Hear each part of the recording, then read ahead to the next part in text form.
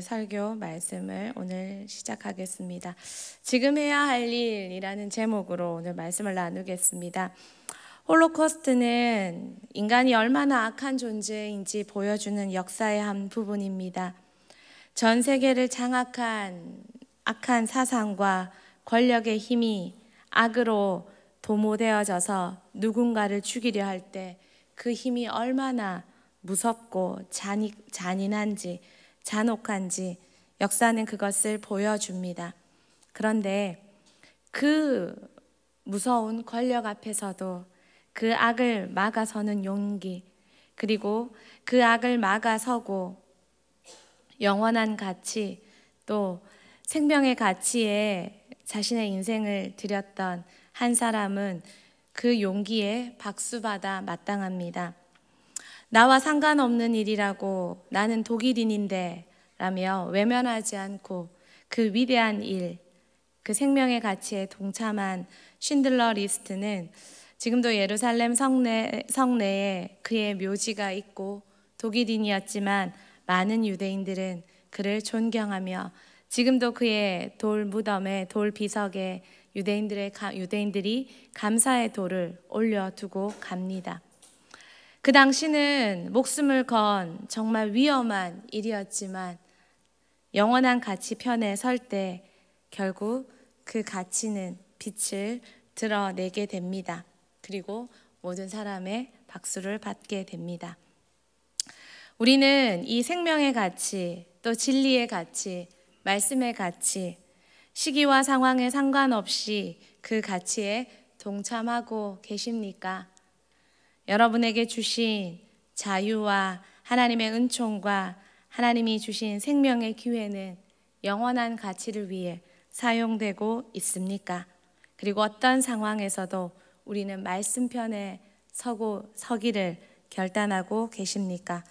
오늘 본문에서 저는 두 가지를 살펴보려고 합니다. 첫 번째는 서로 돌아보자, 두 번째는 모여보자입니다. 오늘 본문에서 두 가지, 첫 번째 서로 돌아보자입니다.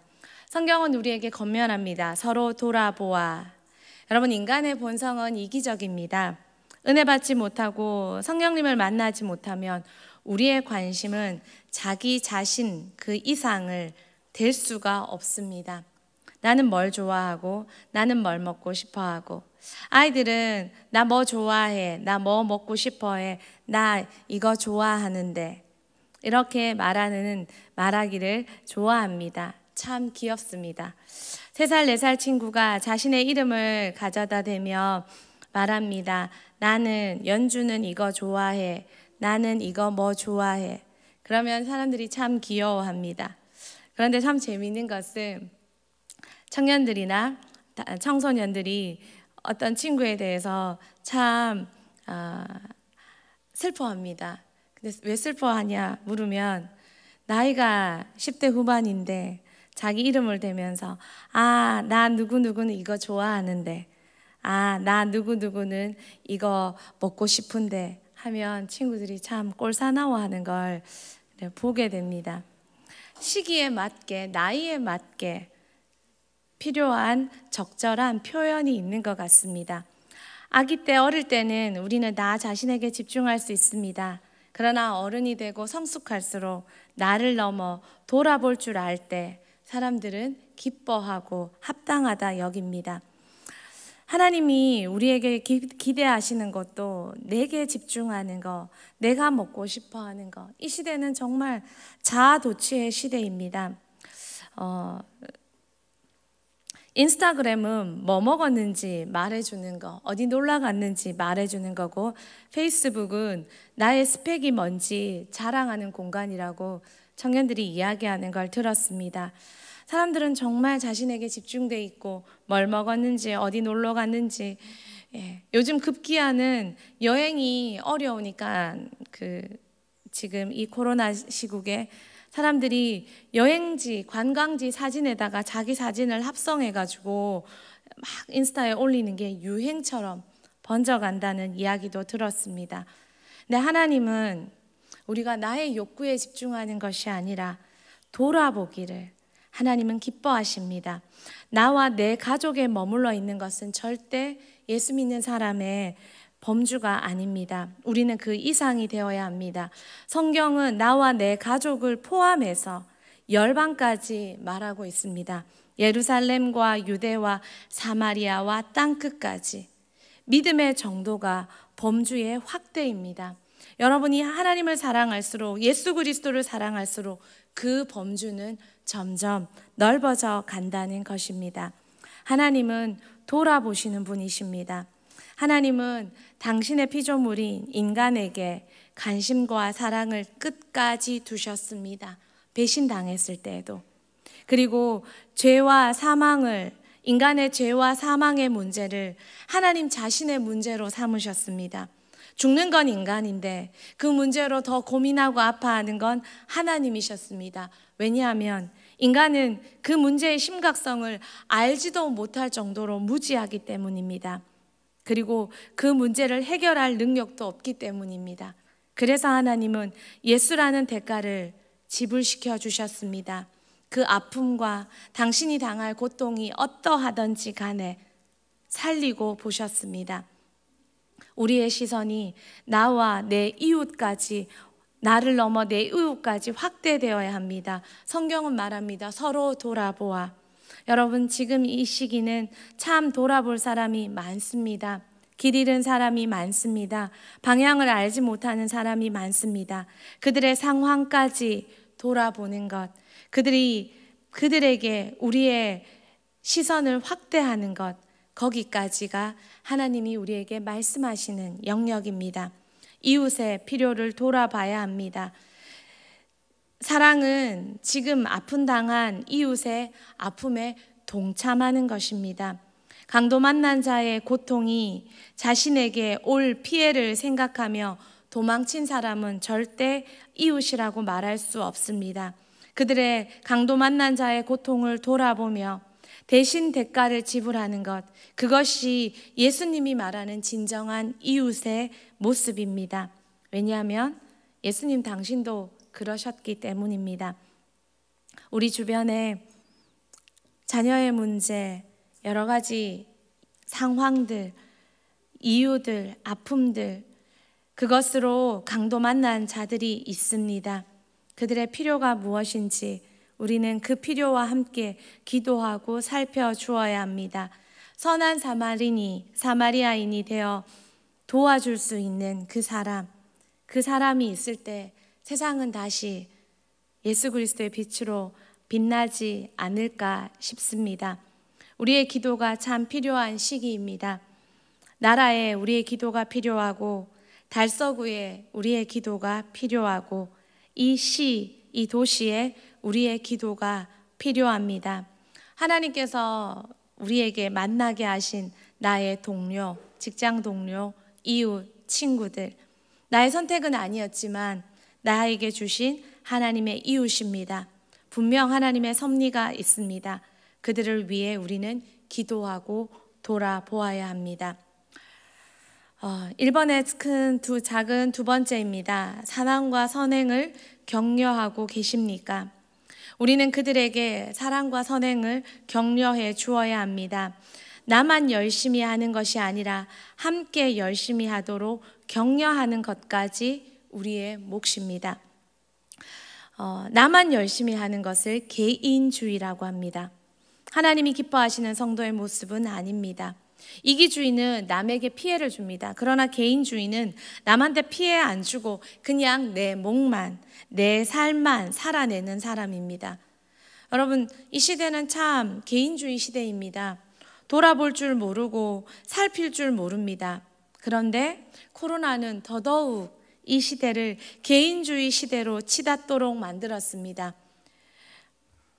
만날 수 없습니다. 이 단절이 관계의 단절이 되고 관심의 단절이 되고 도움의 단절이 되어가고 있습니다. 그러나 성경은 말합니다. 사랑과 선행을 격려하라고, 욕을 먹더라도 격려하라고, 새벽기도 나왔는지, 예배드리고 있는지, 누군가의 돌아봄이 나를 여기 있게 했습니다. 그들의 돌아봄과 사랑과 선행의 격려가 때로는 아프다 할지라도 그 격려가 나를 여기 있게 해 주셨습니다. 그렇다면 지금 우리가 돌아보고 사랑과 선행을 격려해 다시 교회 안으로, 공동체 안으로, 믿음 안으로 오게 해야 할 사람 없습니까? 최근 디모데는 방학을 맞아 개인 면담을 시작했습니다. 그리고 사실 깜짝 놀랐습니다. 코로나 기간 인터넷 예배 동안 청년들인데 인터넷과 미디어에 그나마 참 발달되어 있는 사람이라 인터넷 예배 그리고 이 미디어로 예배 잘 드렸을 거라 생각했는데 그 믿음의 떨어짐이 얼마나 심했는지 만나볼수록 참 놀랍습니다. 그래서 모두 1대1 면담을 합니다. 그런데 참 바쁘고 만날 사람 너무 많지만 멈출 수 없는 것이 만나고 나면 살아나고 만나고 나면 회복되는 걸 보는데 멈출 수가 없습니다. 그래서 만나고 또 만나고, 남자는 강도사님이 또 유빈 형제가 도와서 선배들이, 여자들은 제가 이렇게 만나고 만날 때 또 자리에 있게 되고 돌아오게 되고, 다비드 리더 선생님들은 후배 교사님들께 부탁했습니다. 공립학교 친구들 한 명 한 명 만나달라고, 필요하면 밥값을 지불해 줄 테니까, 도와줄 테니까 만나달라고, 사랑과 선행을 격려해 달라고, 다시 돌아와야 할 자리에 앉아서 다시 예배 드려야 된다고, 방법에 막히지 말고 정말 열심으로 돌아볼 때입니다. 여러분이 지금 돌아봐야 할 사람은 누구입니까? 두 번째입니다. 모여야 합니다. 모이기를 피하는 어떤 이들이 있습니다. 모이기를 피하는 어떤 이들은 지금만 있는 것이 아니라 이전에도 있었고 과거에도 있었습니다. 그래서 모이기는 것이 쉽지 않았습니다. 성경은 말합니다. 모이기를 피하는 어떤 이들의 습관과 같이 하지 말고. 여러분, 성령은 우리를 모이게 하십니다. 사도행전 2장 46절 47절 말씀 같이 보겠습니다.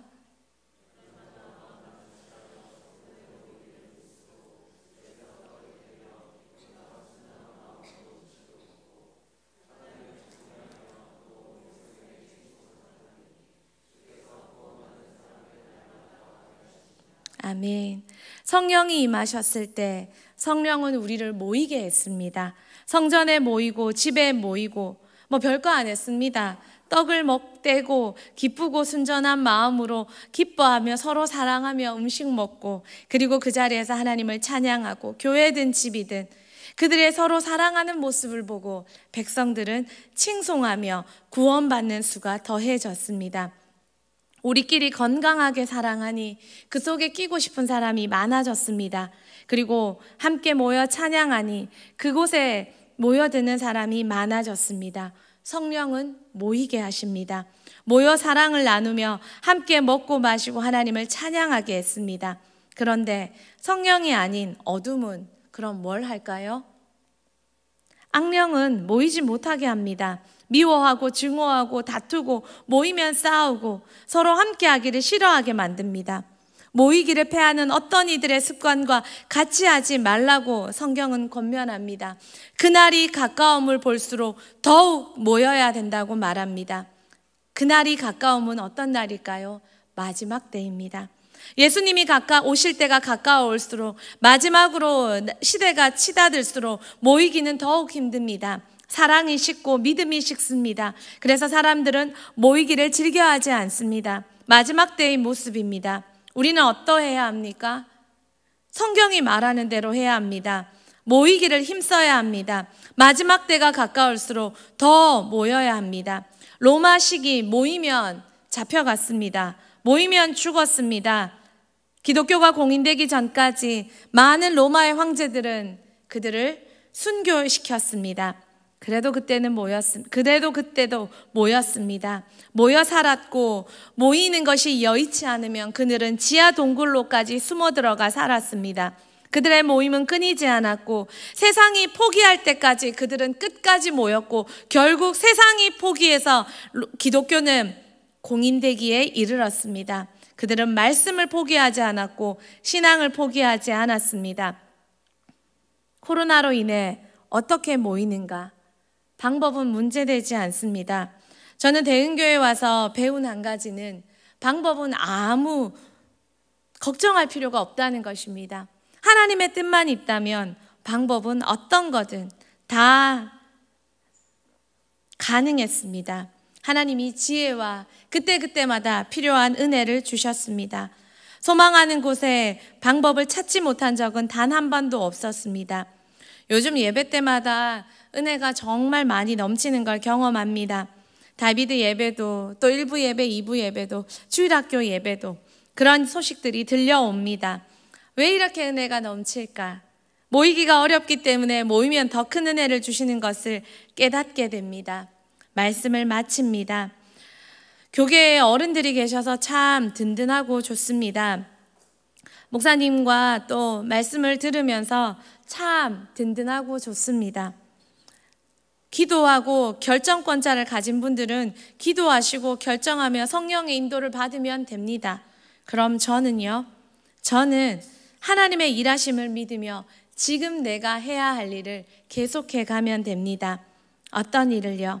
지금 내가 해야 할 일, 서로 돌아보아 사랑과 선행을 격려하고 모이기를 패하는 어떤 사람들의 습관과 같이 하지 말며 오직 권하여 그날이 가까움을 볼수록 더욱 그리하는 것. 진리 앞에 서 있을 때, 끝까지 말씀 붙잡고 서 있을 때, 하나님 기뻐하시는 자리에 서 있을 때 조금은 어려울 수 있지만 하나님의 때가 올 때 신들러 리스트가 많은 살아난 유대인들에게 칭찬받았던 것처럼 끝까지 말씀으로 서 있을 때 하나님의 칭찬과 하나님의 격려가 제게 임하는 날이, 우리에게 임하는 날이 오지 않을까요?